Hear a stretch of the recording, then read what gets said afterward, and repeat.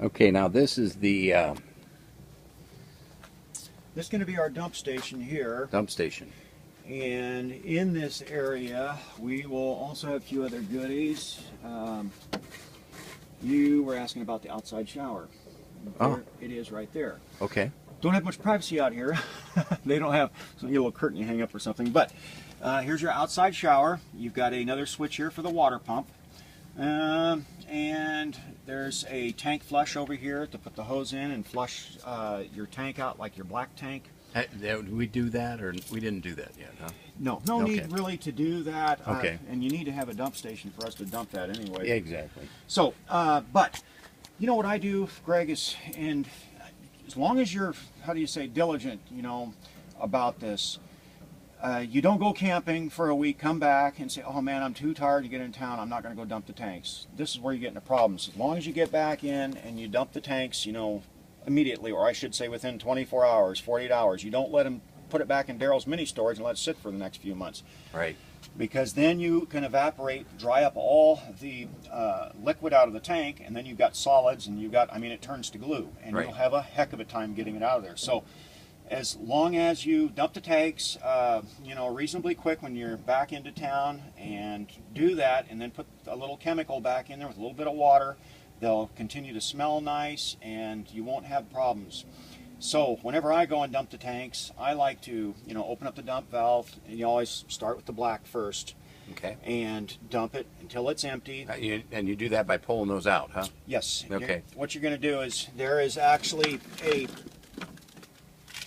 there's a like a bayonet mount for your sewer hose here. You'll remove this little cap here. You'll take the bayonet mount of the sewer hose back here, which is in the Right. back. Put it up here. There's probably a little cap down here. Here there's a little hole. You'll put the hose through, and then put it into the dump station. Right. And then pull the valve. The big black tank valve is the big valve. Always dump it first. When it's completely empty, close the valve, come over, and then drain with the gray water. Okay. And that kind of cleans out the hose. So always do this one first, that one second. But what I like to do is when I go and dump the tank, I got a friend staying with me right now, and he's got his Class A parked out in the driveway, and we usually go about once every 3 weeks, and we dump his tank. Run down the street, I will open the valve and dump the black tank first, as always. Then what I do is I close the valve, and I like to go inside the coach and then put in, depending how big, like his tank is 30-gallon tank, I'll stand in there, I'll put the hose through the window somewhere, and fill the black tank up again with just liquid. And I put a little soap in there, and like shampoo. And This is in the toilet? yes, right down the toilet. And fill the tank up. You can watch it and kind of fill it up. And then when it's full, and like I say, a little bit of shampoo, a little bit of soap, then come back out and dump it one more time and rinse the water out, the soap and whatever. Soap's not going to hurt anything, but anyway, just rinse it out real good and dump it that second time. But like I say, Okay. the second time, close the valve, go inside with the hose, fill the tank all the way up so it'll actually get to the sides of the tank, and dump it one more time, and then just kind of drain it out. That, if you do that every time, you're never going to have problems with it. Okay. But man, I hear people, they let it go and let it go. Now, how big is the septic? Is 30 gallons? Boy, in a coach like this, when we go inside, I'll look on the little map up, the little legend up there, and I think it'll tell us.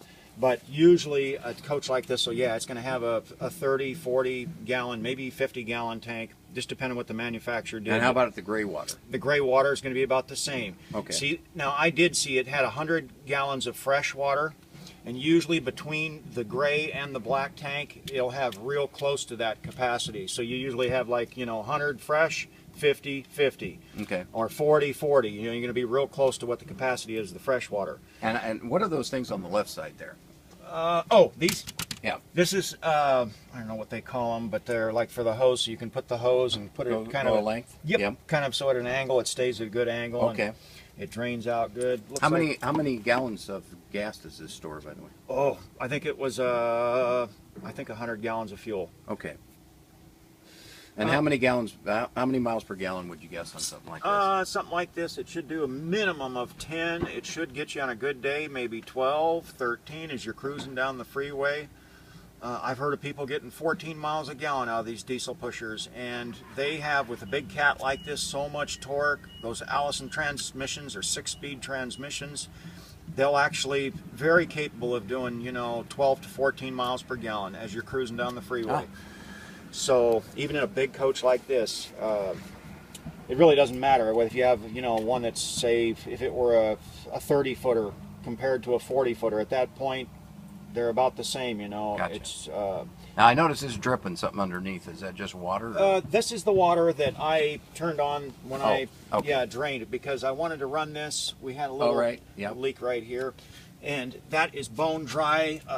There's never a drop that came out. And that of handle that's right there, the little yellow handle. Okay, so this little yellow handle here on this particular one has a way of filling the potable water tank, your storage tank within the coach. So when you hook your city water hose up to it, Yeah. and looks like this has got a little pressure regulator right here. Okay, so this is important here. Pressure regulator. This will regulate the pressure coming into the coach between 40 and 50 psi. Never let it go above that. You know, you get up to 100 psi, you got the possibility of developing leaks and blowing lines. So this is a very important piece to have, this little green pressure regulator, or brass one. But so what you do is you hook up to your water supply out here. We hook our hose up here. Water pressure regulator, doesn't matter if it's... Hook it up to the green. Yes, as long as it's within the line somewhere, wherever, it will...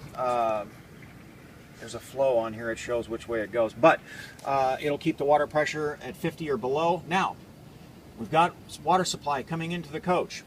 When we're at the campsite and we've got that water supply, we don't need to use the water pump. We've already got water pressure. Now, if we were going to just fill the tank, the potable water tank,